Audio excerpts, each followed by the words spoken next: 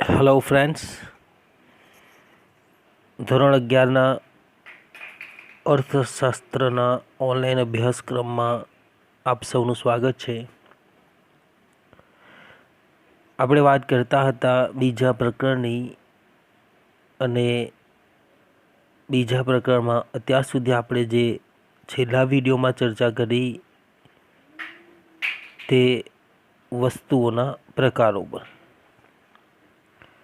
આજનો આપણો ટૉપિક છે સંપત્તિ અને કલ્યાણ, જે તમે સ્ક્રીન ઉપર જોઈ શકો છો. કારણ કે આ બે શબ્દો એવા છે કે જે આર્થિક અભ્યાસમાં વારંવાર ઉપયોગ થાય છે. એટલે આપણે શરૂઆત કરીએ સૌથી પહેલાં સંપત્તિનો. તો સંપત્તિનો અર્થ, લક્ષણો અને એના પ્રકારોની ચર્ચા કરીશું, અને ત્યારબાદ કલ્યાણની. સંપત્તિનો અર્થ કે વ્યાખ્યા એવી થાય કે જે વસ્તુ ઉપયોગી હોય, અછતવાળી હોય, વિનિમયપાત્ર હોય અને જેના પર વ્યક્તિગત માલિકી થઈ શકતી હોય તે સંપત્તિ છે. અર્થશાસ્ત્રની જ્યારે વ્યાખ્યાઓનો આપણે અભ્યાસ કર્યો ત્યારે આપણે પ્રોફેસર એડમ સ્મિથની એક વ્યાખ્યાનો અભ્યાસ કર્યો હતો કે અર્થશાસ્ત્ર એટલે સંપત્તિનું શાસ્ત્ર, અને ત્યારથી જ આર્થિક અભ્યાસોમાં સંપત્તિનો અર્થ અને મહત્ત્વ ચર્ચાવા લાગ્યા છે. તો પ્રોફેસર આલ્ફ્રેડ માર્શલે સંપત્તિનો અર્થ આપતા જણાવ્યું છે કે જે વસ્તુ ઉપયોગી હોય, અછતવાળી હોય, વિનિમયપાત્ર હોય અને જેના પર વ્યક્તિગત માલિકી થઈ શકતી હોય તે સંપત્તિ છે. હવે એના આધારે આપણે એના લક્ષણોની વાત કરીએ તો સૌથી પહેલું લક્ષણ છે કે સંપત્તિ ઉપયોગિતાનો ગુણ ધરાવે છે. ઉપયોગિતા એટલે શું? માનવ જરૂરિયાત સંતોષવાનો ગુણ, એને ઉપયોગિતા કહેવાય, જે સંપત્તિનું પ્રથમ લક્ષણ. તો સંપત્તિનું પ્રથમ લક્ષણ એ છે કે તે માનવીની જરૂરિયાત સંતોષવાનો ગુણ ધરાવે છે, એટલે કે તે ઉપયોગી છે. ઉદાહરણો આપ્યા છે અહીંયા: મકાન, વાહન, સોના ચાંદીના ઘરેણાં વગેરે એ આપણી સંપત્તિ છે એવું કહી શકાય. બીજું લક્ષણ છે સંપત્તિની અછત હોવી જોઈએ. અછત કોને કહેવાય એની વ્યાખ્યા અગાઉના વિડીયોમાં મેં તમને કહી છે કે જરૂરિયાત કરતાં વસ્તુનું પ્રમાણ ઓછું હોવું એને અછત કહે છે.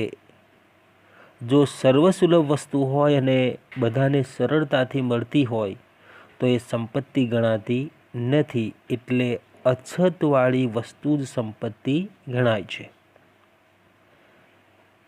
ત્રીજું લક્ષણ છે ભૌતિક કે બાહ્ય રૂપ ધરાવે છે. સામાન્ય રીતે સંપત્તિ ભૌતિક હોય છે, એટલે કે બાહ્ય સ્વરૂપ ધરાવતી હોવી જોઈએ. વ્યક્તિમાં રહેલું જ્ઞાન, સમજણ, કળા એ સંપત્તિ નથી, કારણ કે એનો વિનિમય થઈ શકતો નથી. એ કોઈ ભૌતિક ચીજ નથી.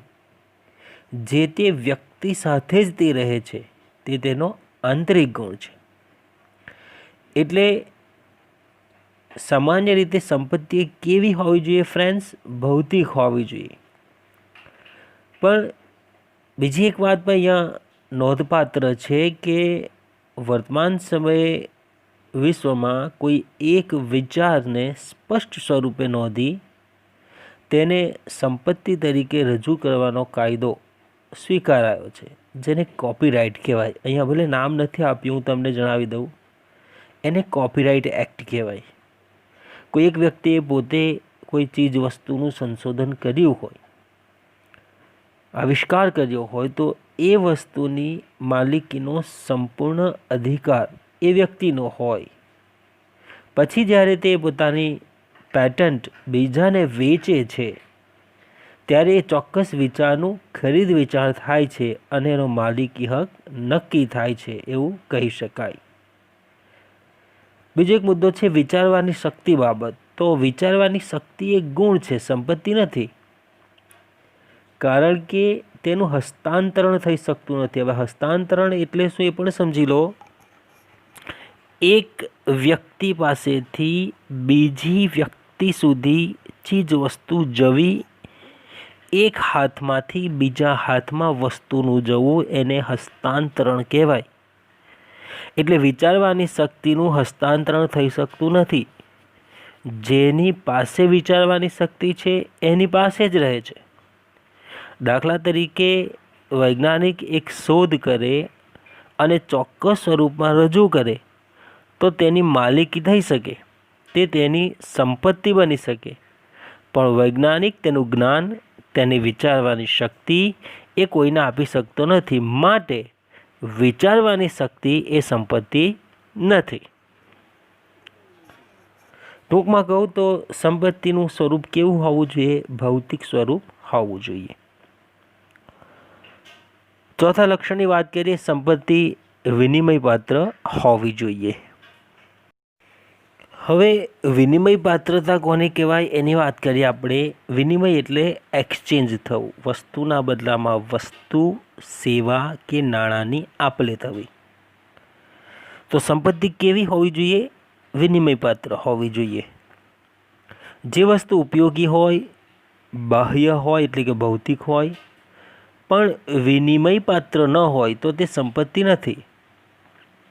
કારણ કે સંપત્તિનો મહત્વનો ગુણ એ તેની વિનિમય ક્ષમતા છે. તે આપીને સામે બીજી વસ્તુ મેળવી શકાવી જોઈએ, એટલે કે એનો વિનિમય થવો જોઈએ. દાખલા તરીકે એક ઉદાહરણ આપ્યું છે, મકાન વર્તમાનમાં જરૂરિયાત સંતોષે, પણ ભવિષ્યમાં મકાન વેચીને અન્ય જરૂરિયાતો પણ સંતોષી શકાય છે. તો વિનિમય પાત્રતા છે, માટે મકાન એ સંપત્તિ છે. એ જ રીતે સોનું, ઝવેરાત, ચાંદી, હીરા, માણેક, જમીન, આ બધી જ વસ્તુઓ એ સંપત્તિ છે, કારણ કે તે વિનિમય મૂલ્ય ધરાવે છે. અને એટલા માટે આ બધી જ વસ્તુઓ વિનિમય પાત્રતાનું લક્ષણ ધરાવે છે. પાંચમા લક્ષણની વાત કરીએ, છેલ્લું લક્ષણ છે ટકાઉપણાનો ગુણ હોવો જોઈએ. આપણે વસ્તુના બે પ્રકાર જોઈ ગયા છે, એક ટકાઉ વસ્તુઓ અને બે નાશવંત વસ્તુઓ. તો જે વસ્તુઓ ટકાઉપણાનો ગુણ ધરાવે છે એનો સમાવેશ સંપત્તિમાં થાય. જે વસ્તુઓ નાશવંત છે એટલે કે ઝડપથી નાશ પામે છે એવી વસ્તુઓને સંપત્તિ ગણવામાં આવતી નથી. દાખલા તરીકે ટકાઉ વસ્તુનું ઉદાહરણ લઈએ તો સોનું, જમીન, મકાન, શેર આ બધું સંપત્તિ છે, કારણ કે તે વર્ષો સુધી રહે છે. જ્યારે શ્રમિકનો શ્રમ, શિક્ષકનું શિક્ષણ કે ખેડૂત દ્વારા ઉત્પાદિત નાશવંત વસ્તુઓ સંપત્તિ નથી, કારણ કે તે લાંબા ગાળા સુધી ટકાવી શકાતી નથી. જો નાશવંત વસ્તુઓ લાંબા ગાળા સુધી ટકે તેવી વ્યવસ્થા શોધાય તો આજે જે સંપત્તિ નથી તે આવતીકાલે સંપત્તિ બની શકે છે. ઉદાહરણ આપ્યું છે, દાખલા તરીકે ખેડૂતો હવે કેટલાક ખેત ઉત્પાદનોને કોલ્ડ સ્ટોરેજ જેવી ટેકનોલોજીના ઉપયોગથી લાંબો સમય ટકાવી શકે છે. આમ બાહ્ય, ઉપયોગી, વિનિમયપાત્ર અને અછતવાળી વસ્તુ એટલે સંપત્તિ. હવે આપણે વાત કરીએ સંપત્તિના પ્રકારોની.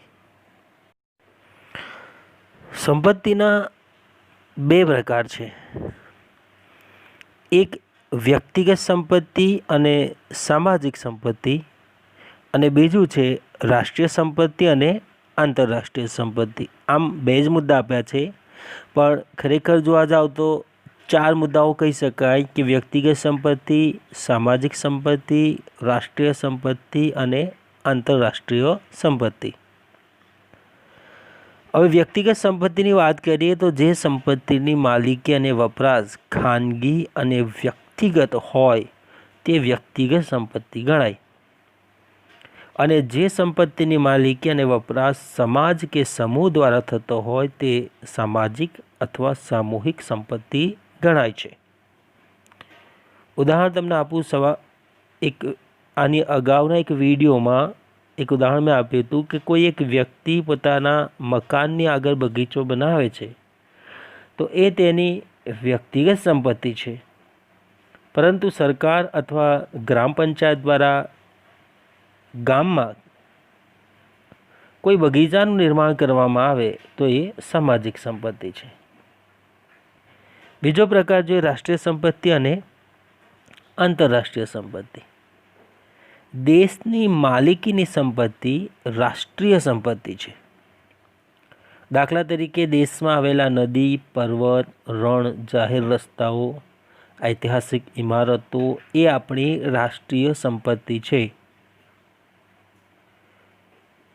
તેવી જ રીતે આંતરરાષ્ટ્રીય સંપત્તિની વાત કરીએ તો દાખલા તરીકે કોઈપણ દેશની હદ છોડ્યા પછીનો દરિયો એ આંતરરાષ્ટ્રીય સંપત્તિ ગણાય છે. સામાન્ય રીતે આવી સંપત્તિ પર કોઈપણ દેશનો સંપૂર્ણ માલિકી હક હોતો નથી, કારણ કે આવી સંપત્તિ એ બે દેશની વચમાં આવેલી હોય છે. તો આ થયા સંપત્તિના પ્રકારો: વ્યક્તિગત સંપત્તિ અને સામાજિક સંપત્તિ, અને બીજો પ્રકાર રાષ્ટ્રીય સંપત્તિ અને આંતરરાષ્ટ્રીય સંપત્તિ. હવે પછીના વિડીયોમાં આપણે આનો બીજો ટોપિક એટલે કે કલ્યાણ ઉપર વિગતે ચર્ચાઓ કરીશું. Thanks for watching.